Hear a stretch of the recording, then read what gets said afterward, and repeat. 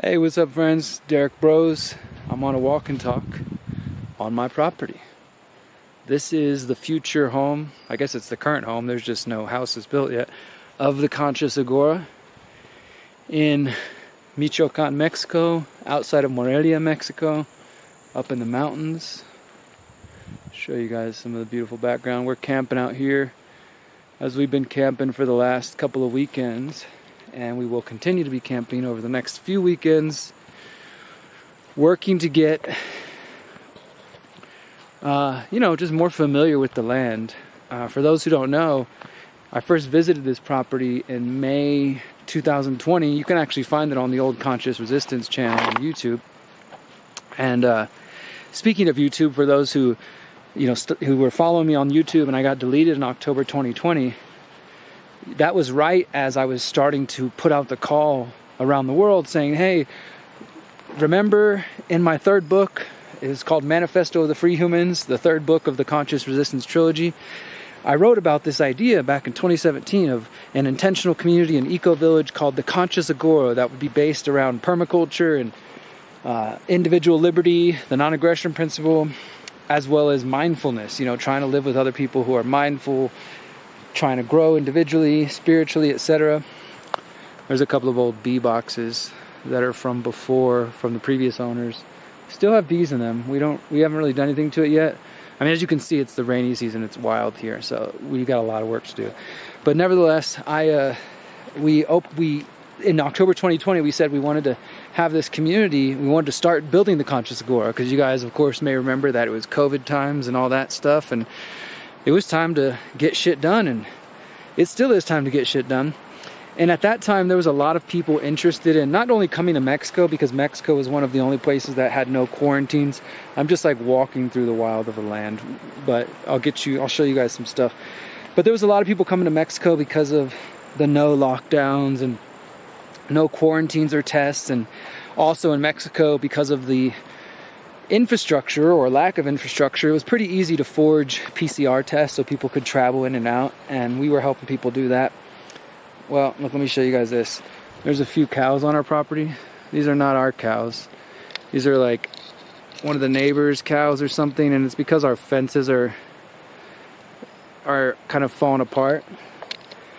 Like I said, I mean, we first saw this property May 2020. In October 2020, we said, hey, if you want to explore the idea of getting land with us in Mexico, reach out to us. And we had 400 or 500 people reach out from all around the world, and we narrowed that down to about 50 people. And then we started having these bi-weekly calls, getting to know each other. And then now it's, over that time, it's down to 5 people who have bought this property. We were what we call the founding family.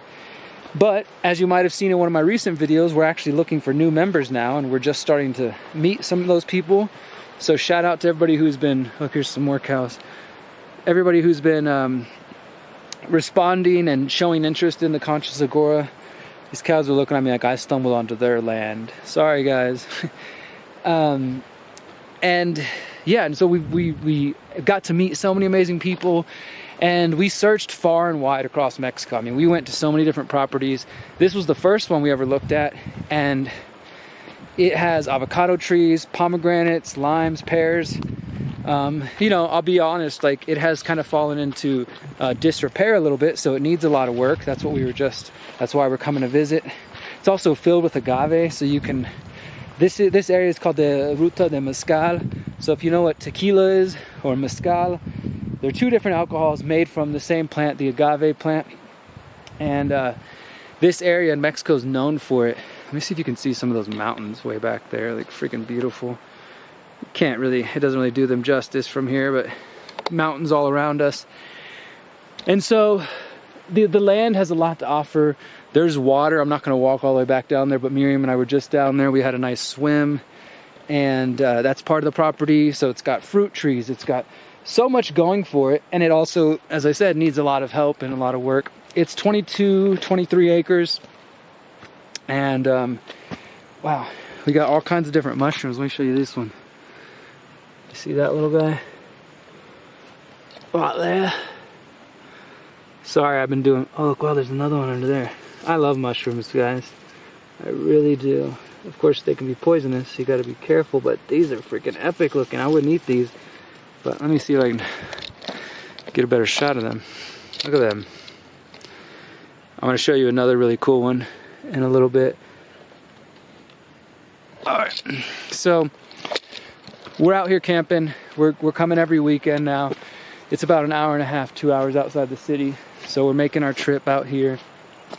Yesterday and today we were going around just checking out our fence line. The fence needs to be repaired some, and you know, chopping things down with machete and just having fun camping. And it's beautiful. I mean, the nights are just so gorgeous. The moonlight was great last night. I think it's going to be another beautiful moonlight. It's also rainy season, so as you see, like, everything grows right now. And yeah, I wanted to just do a little walk and talk. Oh, there's another mushroom. Just to show you this beautiful land, and again to say, if anybody's interested, reach out. We do have an application process. I can send you the welcome packet to the Conscious Agora, and you can learn more about where we're at, the elevation, what the land has going, what our vision is, and see if it lines up with you. We are looking for people with financial resources, skills, and most importantly, a shared vision. You know, for me, I feel like this is going to be a project I'm going to work on for the rest of my life. Like, you know, we got to take care of the land and get the trees going, get these bee boxes going. And then we're working with some of our friends right now to develop a master plan of like where the communities are going to go, and I mean the homes are going to go, and how the community is going to flow. Like, we want to have a community center where we can host retreats and workshops, and you guys can come out here. We can teach you permaculture. We can teach you about farming, food forest, freedom cells, getting organized. We can have spiritual retreats. We want to have a Temazcal, which is a sweat lodge out here, yoga shala, and of course the beautiful nature with all the fruit trees. And this, to me, this is one of the many ways that I'm preparing for rising technocracy. You know, I wrote the book, How to Opt Out of the Technocratic State, and my belief is that you're not going to be safe staying in the cities for much longer. Now, I'm a city boy. I grew up in the city. I love the city. But I also just recognize how unsustainable they are, and how they will probably get less and less sustainable over time and more difficult to stay free. So, while I enjoy the city, and I currently live in the city in Mexico, and then when I go back to Texas, I live in Houston. And so even though I'm doing that, I'm also not trying to stay there forever and assuming that it's just going to be safe to be in the city long term. So we got this land, we're working on it, we're looking for new members, and we're hoping to have 8 to 10 households here, maybe more in the long term, but that's just sort of our goal at the moment. And it's beautiful, guys. And I want to talk for a moment. One of the things on my mind, this walk and talk is not going to be very political, but I do have some new articles out. I encourage you to check them out on Derrick Schmidt and Google. See, these are some of the agave, maguey. They're like lining this whole path. We have whole sections of the land where it's just filled with them. And you can see some of them are kind of overgrown. They need help. There's more on this side, you can see right there. And actually not far away, there's this other property, this other project, Via Organica, which is maybe a couple hours away from us. And the guy who used to run that, Ronnie Cummins, who's now deceased, he also is the founder of the Organic Consumers Association. He has this thing called the Billion Agave Project, which is pretty epic. Like, they take these agave, here's another example. See, like, the agave's here, but you can see it's got like grass and like brush all in it. It needs to be cleaned out so they can really thrive. But you can take this, and Ronnie Cummins like developed this machine that you can, like, I don't know, process them in some way and turn them into kind of like a mulchy type thing, like, you know, that a donkey can eat, and then the donkey eats it and then he poops it out, and it's great fertilizer. Not only that, the agaves they're what are known as nitrogen fixers. They put nitrogen back in the soil, so when the soil is depleted, agave is really good. Here, we're gonna go down one of the pathways over here. Oh yeah, here, look, here's a pretty good shot of some of ours. This is like a walkway that keeps going down that way, and if you see right here, it's just lined with them, pretty much going all the way down that path. We're gonna go this way. And So yeah, what I was saying a minute ago is I have an article out on Eric Schmidt and Google, and basically how the Bilderberg group is, and the people who they represent, are funding both sides of the 2024 US election, Trump and Harris. But that's not why we're here. We're in the forest. Let's not ruin this forest time by talking about US fucking politics, huh? Here, you check out the beautiful view. So this just goes on. I mean, this land is freaking huge. Let me fix that a little bit. There you go. And you can see there's the agave lining the path the whole way. But I wanted to talk for a moment before I go cook some dinner. We're gonna make dinner here. You can maybe see it's starting to get a little dark. About, you know, like some of you might be seeing this and you probably already commented saying, oh, that's great, Derrick, but I can't afford this prop. I can't afford land. You know, I've got 3 kids, I'm working full time, or I'm working a minimum wage job, or whatever. Like, trust me guys, I get it. I don't know what y'all think or perceive from the outside, but I'm not rich by any means. I'm a broke ass dude. I'm 39 years old, and I'm not saying this out of like, oh, I'm bragging about it. I have plans and prayers and efforts to manifest wealth, and that is happening in my life. I'm grateful to be where I'm at right now. But we got a tree down, vine down. There's so many things here covered in freaking insane spikes and thorns that you gotta watch out. But my point was that I'm not a wealthy guy, and we're still paying this land off. We still got some more to pay off, not a lot.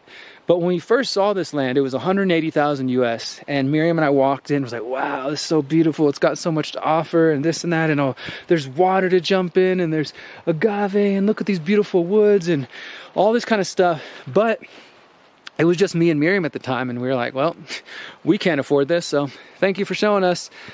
Well, you know, maybe one day. And then, as I said, a few months later, when we decided, hey, let's really do this. Let's try to start a community in Mexico.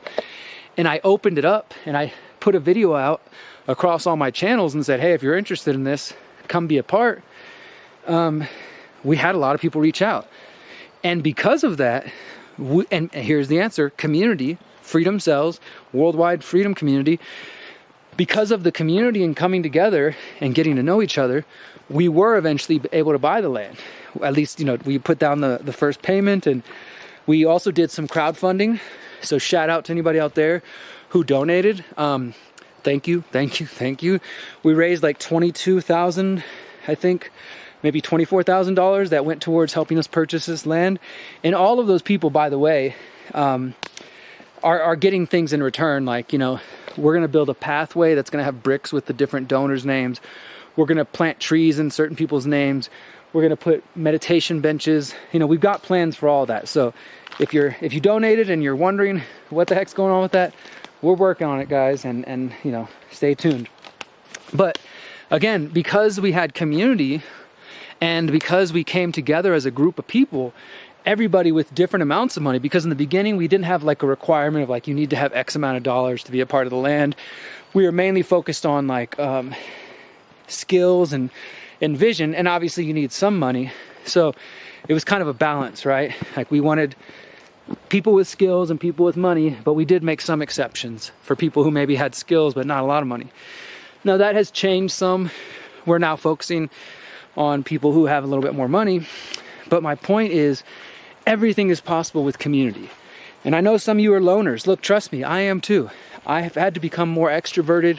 Even doing something like this, I'm walking around the woods talking to myself into the camera. And I'm gonna go home later and upload this to the internet. And thousands and thousands of people can watch it and judge me and think about, you know, it's like I could get in my head about that if I wanted to. But over the years, I've realized, look, Derrick, you know you want land. You're not wealthy right now. Maybe you will be in the future. But probably the best way to make this happen is going to be working with other people, living in community together. Look, I found another mushroom. I think it's a mushroom. Is that a mushroom? That's a mushroom. Right there, that little guy. So I realized that community was necessary. That if I was going to be able to make my goals happen, I needed to work together with other people, even though I am a loner in a lot of ways. But that's really cool. If you're designing a community, you can design it how you want. You know, some people I realize, like online, especially the black-pilled haters on BitChute, they'll hear community and they're like, oh, somebody's trying to build a commune. And they think that means communism, and that we're trying to say, hey, give us all your money and we're all going to share food and things like that. That is not our community, personally. Maybe that works for some people, but we are strong individualists. Most of us individualists, anarchists, or voluntarists. And we believe, oh wow, this cow's like running into our campground. Let's see what happens here. Hello, cow. Please don't run over the tent.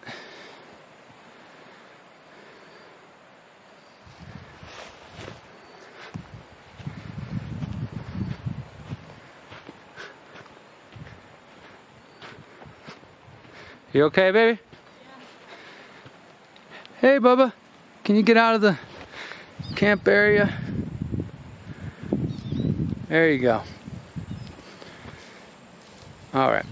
So, yeah, some people think that like because we're living in community, we're like communists and it's a commune. I see people use that word. Like that's not really a word we would use. We call ourselves a Conscious Agora Ecovillage, and there's going to be a holistic education center.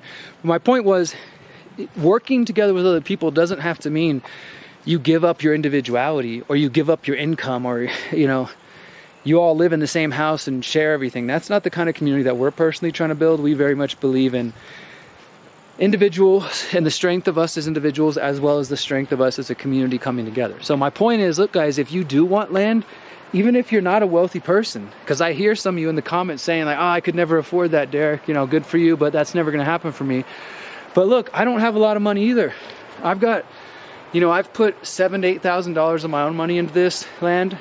Some of it came from my granny when she passed away. Thank you, Granny. I've got, you know, less than $10,000 in crypto that's going to go towards this land, and some other money. And then I'm going to put the money towards building a adobe cob house that we can live in and have everything that meets our needs. And that's my plan. I mean, of course, it's going to take more money than just that.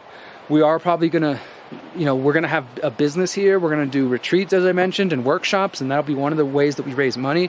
There's also avocados. The avocados can help us pay for, these are just like some old structures that probably aren't going to last, like as far as our future vision, but they've been here and they're still here. But you can work with other people. But you got to get out from behind the computer screen. You can't just stay home all day and watch the world. I mean, you can do whatever you want. You can watch the world get more and more fucked up from behind the computer screen and just stay angry or pissed or assume, well, the World Economic Forum says I'm going to own nothing and be happy, so I guess I shouldn't even bother. And that's the other thing, is people will tell me, oh, Derrick, you think they're just going to let you have your community in Mexico and the government's not going to come get you? And usually when somebody says that, I'll kind of respond and say, so what is your answer?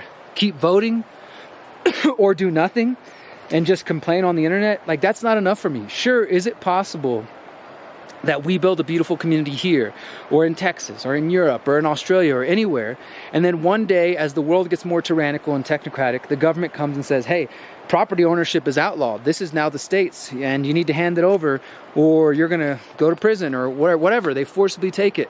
Is that possible? Of course it's possible. Is it absolutely a given? No, of course not. We don't know. But I'm telling you guys, I would rather work towards my goal, like live the life that I want, which I want to be closer to the land. I want to be closer to the water, to my food. I don't want to pay electricity for the rest of my life. I want to be out here where we can power ourselves with rain water catchment and rain barrels and cisterns and solar, and really take care of ourselves, or at least strive to be in that direction and make a fucking effort, as opposed to what? Voting and staying, living in the cities and the suburbs, or even in the countryside, because some people will move to the country, but then they're still dependent on the government for electricity and for water and whatever. Like, I don't want to do that. And I get it, like self-sufficiency is hard, but that's what I'm saying, is we can come together and work as communities to do this. We don't have to say it's only just us. Like, we can work together to do it. That's the answer, my friends. So just wanted to show you guys a little bit of our beautiful land, and encourage you that if this is what you want, it's possible. You don't have to, you know, doubt that it is possible. You can do it. Now let me show you one more thing before I say goodbye. Check out this freaking amazing Amanita muscaria mushroom that we found here. It's the only one we found so far, but freaking beautiful. But all right, guys, appreciate it. Hope you enjoyed the little tour. If you're interested, go to theconsciousagora.com to learn more and reach out. We are looking for new members. Till next time, you are powerful, you are beautiful.